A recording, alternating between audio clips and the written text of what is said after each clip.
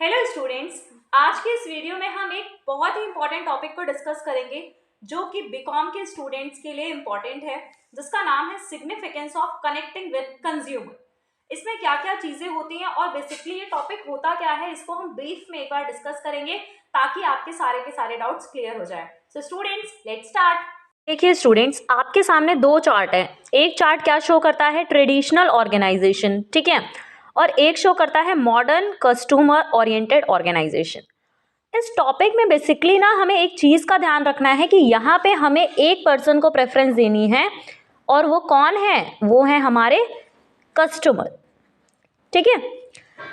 अब traditional organisation chart का मतलब क्या होता है कि यहाँ पे हम नंबर 1 पे किसको रखेंगे, जो हमारा टॉप मैनेजमेंट है उसको, उसके बाद मिडल मैनेजमेंट को, उसके बाद जो हमारे फ्रंट लाइन पीपल आते हैं उन्हें, और हम लास्ट में किसको रखते हैं, कस्टमर को रखते हैं, ठीक है। यानी कि पहले चेन चलेगी टॉप मैनेजमेंट से, फिर मिडल से, फिर फ्रंट लाइन पीपल आएंगे, लास्ट में हम किसको देखेंगे, कस्टमर को देखेंगे।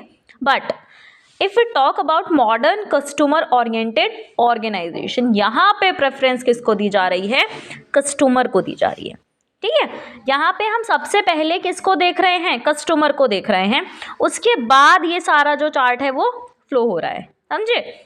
यानी कि यहाँ पे और चीज़ों के बारे में ना सोच के सबसे पहले हम किसके बारे में सोचेंगे, कस्टमर के बारे में सोचेंगे।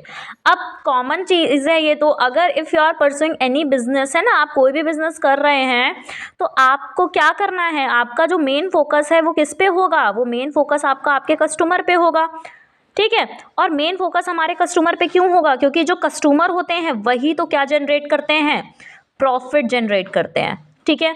अब ये प्रॉफिट कैसे जनरेट करते हैं, जितने ज़्यादा हमारे प्रोडक्ट के कस्टमर होंगे उतनी ही ज़्यादा हमारी क्या बढ़ेगी, जो प्रॉफिट रेशियो है वो क्या होता जाएगा, बढ़ता जाएगा, ठीक है। तो इस टॉपिक में बेसिकली ये मतलब है कि हमें अपने कस्टमर से इस तरह का कनेक्शन बनाना है जिससे कि हम क्या अर्न कर सकें, प्रॉफिट अर्न कर सकें। आप इसको ऐसे रिलेट कर सकते हो, ठीक है। आई होप आपको ये चीज़ क्लियर हो गई होगी। आपका कोई भी एग्जाम है आप इस चार्ट को बना सकते हैं, स्पेशली जो बीकॉम सेमेस्टर 1 के स्टूडेंट्स हैं। आप इस चार्ट को बनाना इतना कोई डिफिकल्ट नहीं है। आपको सबसे पहले ट्रेडिशनल ऑर्गेनाइजेशन चार्ट का ध्यान रखना है कि इसमें हम टॉप मैनेजमेंट को देखते हैं, फिर मिडल को, फिर फ्रंट लाइन को और फिर कस्टमर को। उसके बाद मॉडर्न में क्या कर देना है, उल्टा कर देना है, क्योंकि मॉडर्न में हम सारी चीज़ें क्या करते हैं, उल्टी ही करते हैं। पहले हम किसको रख रहे हैं, कस्टमर को रख रहे हैं, फिर फ्रंट लाइन को, फिर मिडल को और फिर टॉप मैनेजमेंट को, ठीक है। अब हम बात करते हैं कस्टमर कनेक्शन की, कि कस्टमर कनेक्शन क्या होता है। कस्टमर कनेक्शन एक ऐसा बॉन्ड होता है, एक ऐसे रिलेशनशिप होता है जो कि प्रोड्यूसर किसके साथ मेंटेन करेगा, अपने कस्टमर के साथ मेंटेन करेगा। अब देखो, आप कोई भी बिजनेस कर रहे हो, आपका स्कूल है अगर, तो हमारा जो मेन मोटिव होगा वो क्या होगा कि हम स्टूडेंट से अच्छे से रिलेशन को क्या कर सके, मेंटेन कर सके। जितने ज्यादा स्टूडेंट के साथ हमारा बॉन्ड अच्छा होगा उतना ही ज्यादा हमारा स्कूल भी ग्रो करेगा, है ना। तो ये चीज किस में अप्लाई होती है, ये चीज हर बिजनेस में भी अप्लाई होती है। जितना ज्यादा अच्छा बॉन्ड आपका आपके कस्टमर से रहेगा उतना ही ज्यादा आपका जो बिजनेस है वो क्या करेगा, ग्रो करेगा। तो अब इस आगे की वीडियो में मैं आपको कुछ पॉइंट्स दिखाऊंगी, उस पॉइंट्स में आपको क्या एक्सप्लेन करना है वो चीजें हम इसमें डिस्कस करेंगे और इसको साथ साथ समझते जाएंगे। देखिए, meaning of customer connection. Customer connection develops a strong bond और relationship with the customer during the buying journey. अब हमारा कोई भी कस्टमर प्रोडक्ट को खरीद रहा है तो उसकी जो जर्नी है उस टाइम पे मैंने उसके साथ कैसा रिलेशनशिप मेंटेन किया है, उसके सारे जो रिक्वायरमेंट है वो चीज़ें फुलफिल हुई हैं, जो मेरा कस्टमर है वो सेटिस्फाई हुआ है कि नहीं हुआ है, उसके साथ मुझे ऐसा कनेक्शन क्या करना है, मेंटेन करना है कि वो जो कस्टमर है वो क्या करे, मेरे ही प्रोडक्ट को बार बार क्या करे, रिकमेंड करे, ठीक है। अब कुछ वेज होते हैं जो कि क्या करते हैं, हमें कस्टमर से कनेक्ट करते हैं। अब वो वे क्या क्या है, नंबर 1 देखिए, each and every customer is exclusive. इसका मतलब यहाँ पे क्या है, देखिए, आप हैं, मैं हूँ या फिर कोई और है, everyone has different choice, right. हम सभी की क्या है, डिफरेंट चॉइसेस हैं। तो हम सब क्या चाहते हैं कि हमारी जो चॉइस है, हमारी जो नीड है वो क्या हो, वो फुलफिल हो, ठीक है। तो यहाँ पे हमें ये फोकस करना है कि जितने भी कस्टमर हैं वो क्या होते हैं, एक्सक्लूसिव होते हैं, सबकी अलग अलग चॉइस होती हैं, अलग अलग प्रेफरेंसेस होते हैं।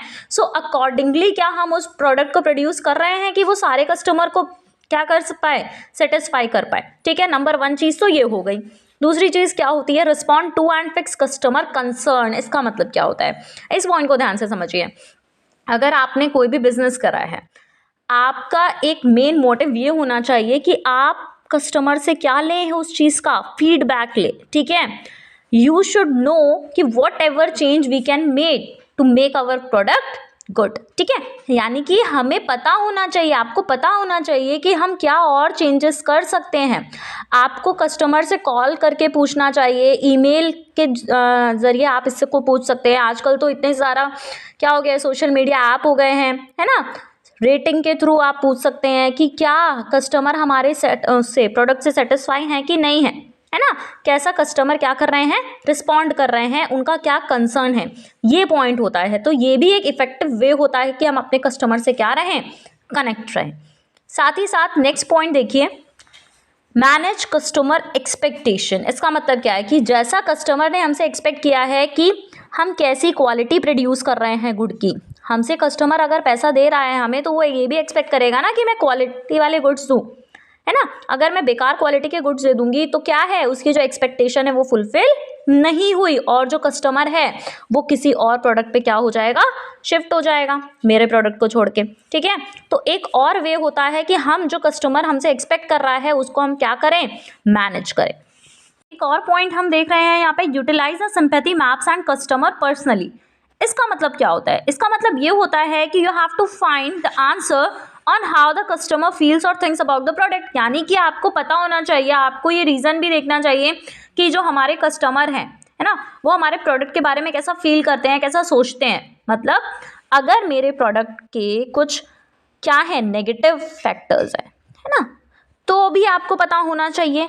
अगर कोई पॉजिटिव फैक्टर है तो भी आपको पता होना चाहिए। नेगेटिव क्यों पता होना चाहिए, हमें हर चीज़ के नेगेटिव इम्पैक्ट पता होने चाहिए। क्यों, अगर हम इसमें इम्प्रूवमेंट कर सकते हैं तो ये किस में कन्वर्ट हो जाएंगे, ये पॉजिटिव में कन्वर्ट हो जाएंगे, है ना। तो ये हमें कौन बताएगा, ये तो हमारे कस्टमर ही बताएंगे कि आपकी चीज़ में क्या गलत है, क्या सही है ना, क्या और चेंजेस हम कर सकते हैं। तो आपको इस पॉइंट का भी क्या करना है, ध्यान रखना है कि आप इन आंसर्स को फाइंड आउट करें कि कस्टमर हमारे प्रोडक्ट के बारे में क्या सोचते हैं, कैसा फील करते हैं, क्या चीज़ें उन्हें खुश करती हैं।